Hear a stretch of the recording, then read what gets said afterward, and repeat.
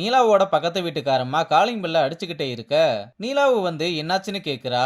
ஒன்னும் இல்லம்மா, சத்யாவை கூப்பிட்டு போறதுக்கு ஆட்டோக்கார தம்பி ஹார்ன் அடிச்சுக்கிட்டே இருந்துச்சு. அதான் மணி 8:45 ஆயிடுச்சேன்னு கூப்பிட்டேன்னு சொன்னதும், என்னக்கா சொல்றீங்க, மணி 8:45 ஆயிடுச்சான்னு வேகமா ராஜாவை டைம் ஆச்சுன்னு எழுப்பி விட்டுட்டு சத்யாவையும் கூப்பிட்டு நீ குளிக்கலாம் வேணாம், போய் மூஞ்ச மட்டும் கழுவிட்டு வான்னு அனுப்பி விடுறா.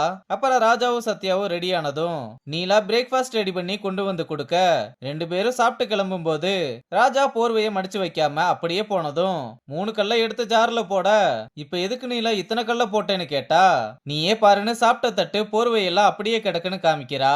ராஜாவும் வேற வழி இல்லாம சரின்னு சொல்லி வெளியே வந்ததும் நீலா பைக் ரிப்பேரா இருக்கிறதுனால டாக்ஸி புக் பண்ணலாம்னு மொபைல் எடுக்க, எதுக்கு டாக்ஸி எல்லாம் நானே டிராப் பண்ணிடுறேன்னு கூப்பிட சத்யா வேகமா நீலாவோட கையை பிடிச்சு வாமான்னு கூப்பிட்டு போறா. அங்க கட் பண்ணா லலிதாவுக்கு முன்னாடி ஆபீஸ்க்கு முரளி உட்கார்ந்துருக்க. வந்ததுமே இப்ப எதுக்கு இங்க உட்கார்ந்துருக்கேன்னு கேக்குறா.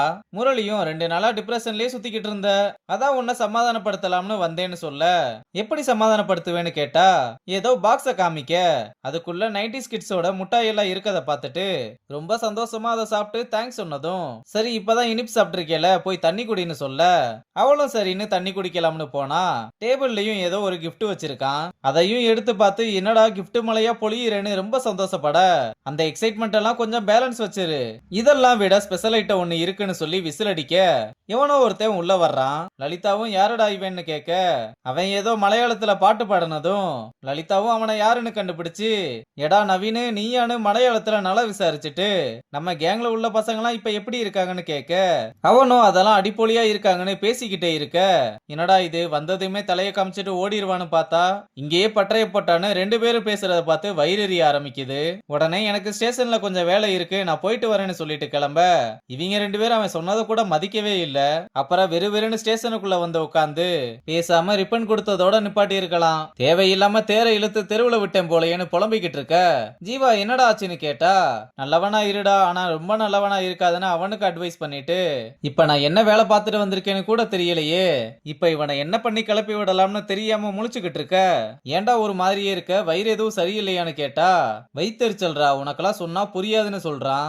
அப்புறம் ராஜா ஸ்டேஷனுக்கு வந்ததும் முரளியை கூப்பிட்டு முகமது அலி கேஸ்ல எல்லா ஃபைலையும் ரீசெக் பண்ணி ஏதாவது லீட் கிடைக்குதான்னு பார்க்க சொல்லி அனுப்புறான். முரளியும் அதை எல்லாத்தையுமே செக் பண்ணி பார்த்துட்டு சரி ஒரு டீயை போட்டு வந்துடலாம்னு போக, அங்க லலிதா நம்ம பசங்களுக்கு நிவினை இன்ட்ரோடியூஸ் பண்ணி வச்சுக்கிட்டு இருக்கா. இத பார்த்துட்டு முரளி செம்ம கடுப்புல நின்னுகிட்டு இருக்க, ஜீவா இதெல்லாம் கரெக்டா கண்டுபிடிச்சு கேரளா வெயில் ஒத்துக்கலையான கிண்டல் பண்றான். அப்புறம் டீ குடிச்சுக்கிட்டு இருக்கும் போது இவனை ஏதாவது பண்ணியே ஆகணுமேனு முரளி ஜீவாவை தட்டி விட சுட சுட பிளாக் டீயும் அவன் மேலேயே கொட்டிருது.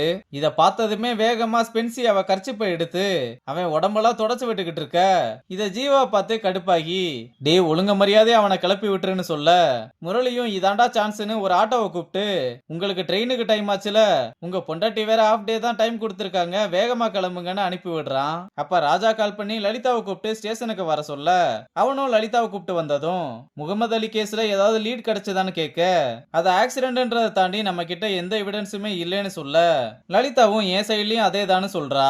அப்படின்னா முகமது அலியோட வீட்டுக்கு போய் அவங்க ஒய்ஃபு கிட்ட பேசி பார்ப்போம், அவங்க கிட்ட ரீஇன்வெஸ்டிகேஷன் பண்ணா ஏதாவது தெரிய வருதான்னு பார்க்கலாம்னு அவங்களோட வீட்டுக்கு கிளம்புறாங்க.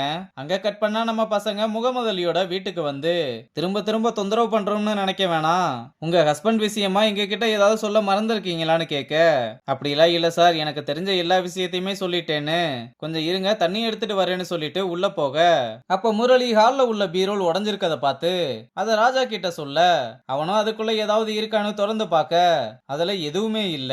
அப்ப பாத்திமா தண்ணி கொடுக்க தண்ணியை குடிச்சிட்டு, உடஞ்சு போன பீரோவை எதுக்கு ஹால்லயே வச்சிருக்கீங்க, உள்ளயும் ஒண்ணும் இல்ல, எப்படி உடஞ்சதுன்னு கேட்டதும் அவங்க ஒரு மாதிரி சொல்லலாமா வேணாமான்னு தயங்குறாங்க. அப்ப லலிதா பயப்படாம சொல்லுங்கன்னு சொன்னதும், இது அவரோட பீரோல் தான் சார், அவரோட ஃபைல்ஸ் புக்ஸ் எல்லாமே இதுலதான் இருக்கும், கேஸ் நடந்துகிட்டு இருக்கும் போது ஐராவோட ஆளுங்க அவரோட பீரோல உடைச்சு அதுல இருந்த ஃபைல்ஸ் புக்ஸ் எல்லாத்தையுமே எடுத்துட்டு போயிட்டாங்கன்னு சொன்னதும், இதையேமா முன்னாடியே சொல்லலன்னு கேட்டா, யார்கிட்டயாவது இத பத்தி சொன்னா பிள்ளைங்களை கொன்றுவேன்னு மிரட்டினதா சொல்றாங்க. சரி அந்த ஃபைல்ஸ பத்தி வேற யாருக்காவது தெரியுமான்னு கேட்க, இவரோட மணல் கொள்ளைக்கு எதிராக போராடின ரமேஷ்ன்றவருக்கு எல்லாமே தெரியும்னு சொல்ல, இப்ப அவர் எங்க இருப்பாருன்னு கேட்க, அவர் இறந்ததுமே இவரையும் ஏதாவது பண்ணிருவாங்கன்னு பயந்து எங்கேயோ ஓடி போயிட்டாருன்னு சொல்லி அவர் இந்த ஊரு தான் சொல்லி அவரோட பழைய வீட்டு அட்ரஸ் கொடுக்கறாங்க. நம்ம பசங்களும் அதை வாங்கிட்டு இந்த கேஸ்ல இவ்வளவு பெரிய லீடை எப்படி மிஸ் பண்ணோம், உடனே போய் அவனை பார்க்கலாம்னு சொல்லி கிளம்புறதோட இந்த எபிசோட் எபிசோட முடிச்சிருக்காங்க.